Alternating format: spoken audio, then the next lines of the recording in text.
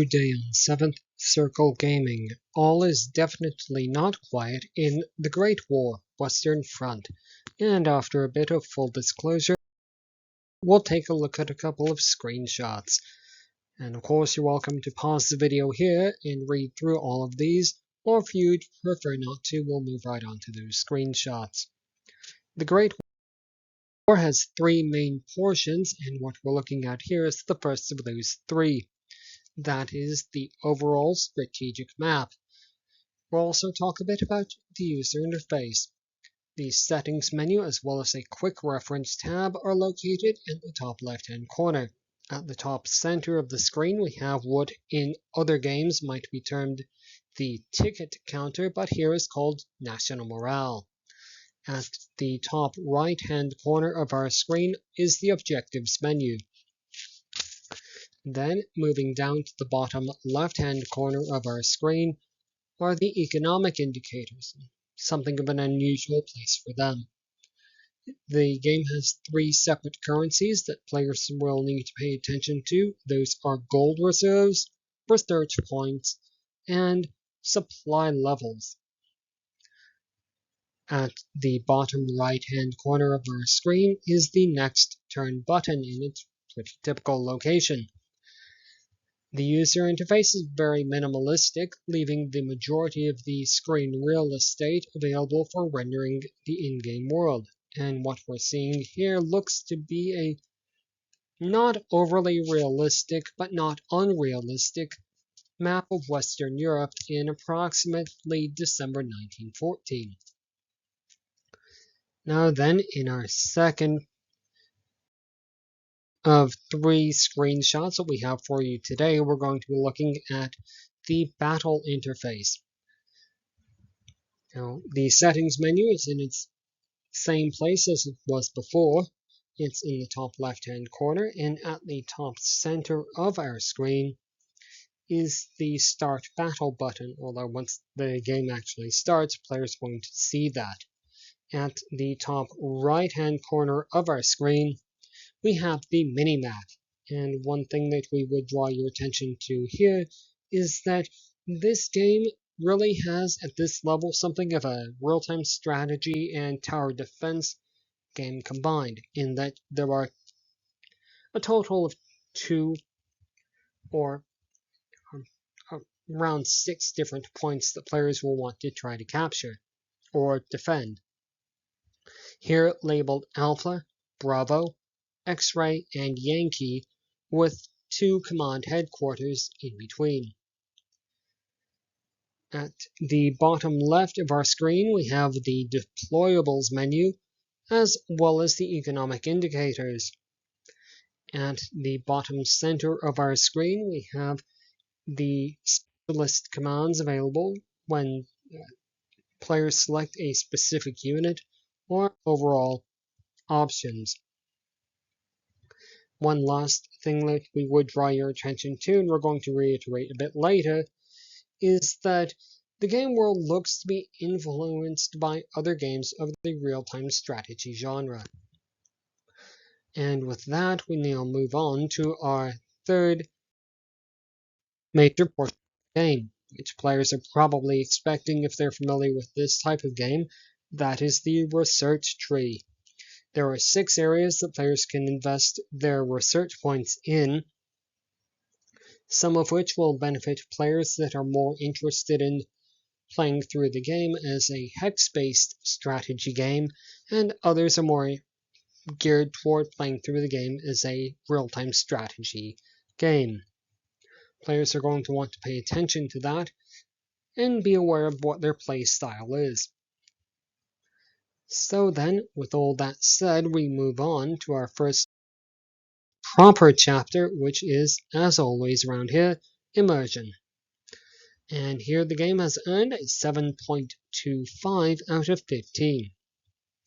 From what we saw earlier, the game will be using a top-down presentation, as well as something of an isometric view in its battle interface.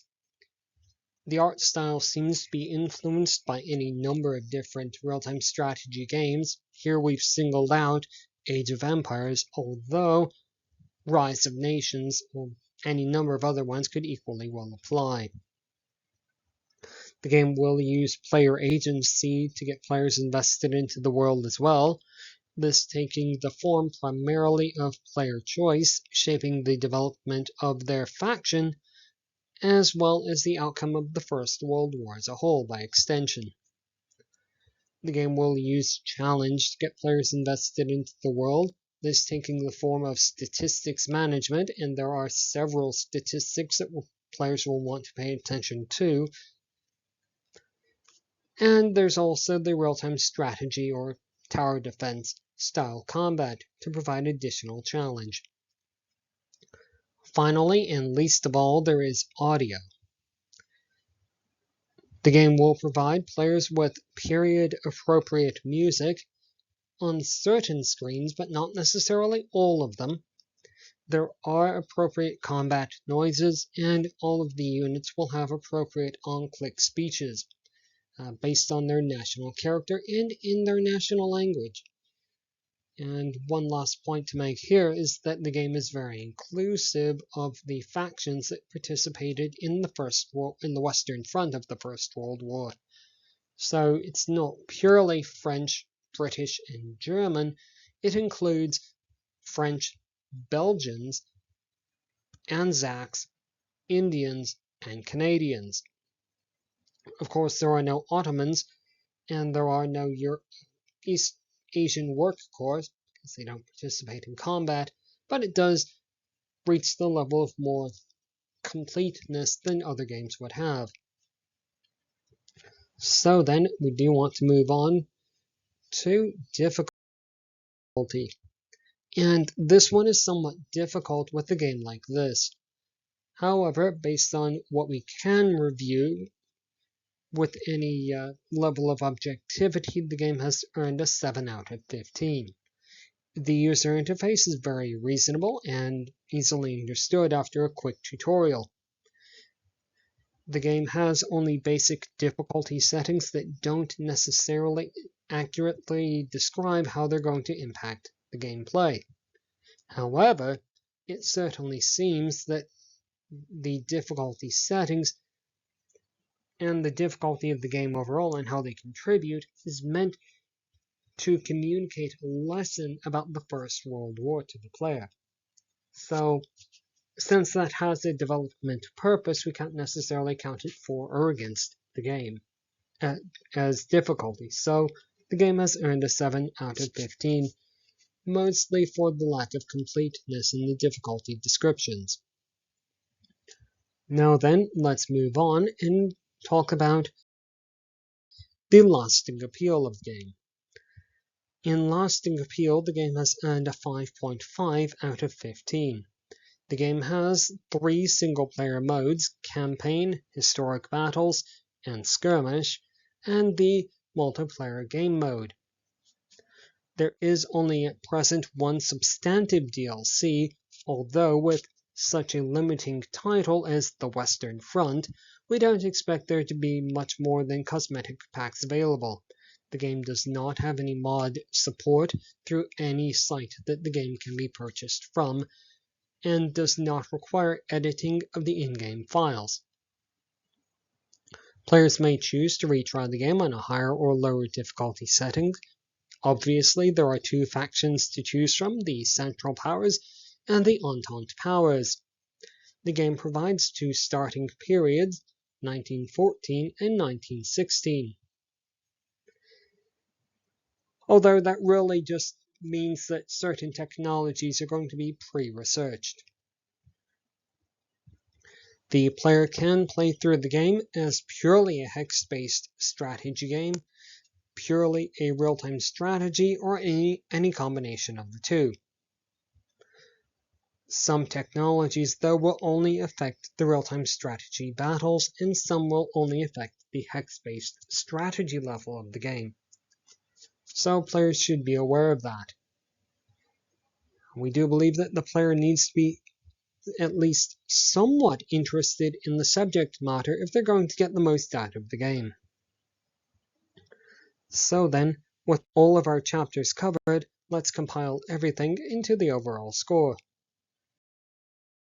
Overall, the Great War Western Front has earned a 6.58 out of 15.